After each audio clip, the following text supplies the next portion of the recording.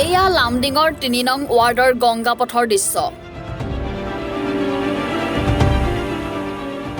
লামডিঙৰ গংগা পথত বৈছে উন্নয়নৰ গংগা। এজাক বৰষুণে উদঙাইছে লামডিঙৰ উন্নয়নৰ ফুফুলা স্বৰূপ। লামডিং পৌৰসভাৰ কাণ্ডজ্ঞানহীনতাৰ বাবে জমৰ যাতনা ভুগিছে ৰাইজে। এজাক বৰষুণৰ পাছত লামডিঙৰ এই পথটোৰ ওপৰেৰে বাগৰিছে পানী, যাৰ বাবে এতিয়া যাতায়াতৰ বাবে জিয়াটো ভুগিছে সাধাৰণ ৰাইজে।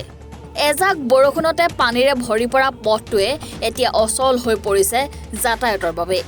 লেতেৰা অপৰিষ্কাৰ পানীয়ে বাট পথ উপচাই পেলাই অস্বাস্থ্যকৰ পৰিৱেশৰ সৃষ্টি কৰিছে।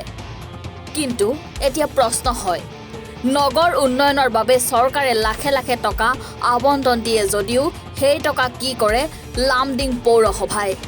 নে মইমতালিৰে লামডিং পৌৰসভাই উন্নয়নৰ ধন খৰাশ কৰি জিয়াটো ভোগাইছে রাইজক। নালা সব পুরো গঙ্গাপথ ভরে যাচ্ছে, এটা কি হবে? এখন লোকে যাবে কিভাবে এইভাবে? এখন পর্যন্ত গঙ্গাপথের নালা নাই, কিচ্ছু নাই, কি অবস্থা? এইভাবে কি চলা যায় নাকি মানুষ? হ্যাঁ, ভোট দেবেন, ভোট দেওয়ার সময় তারা ঠিক আমাদের ই করে। আমরা কি এইভাবে কষ্ট করবো নাকি?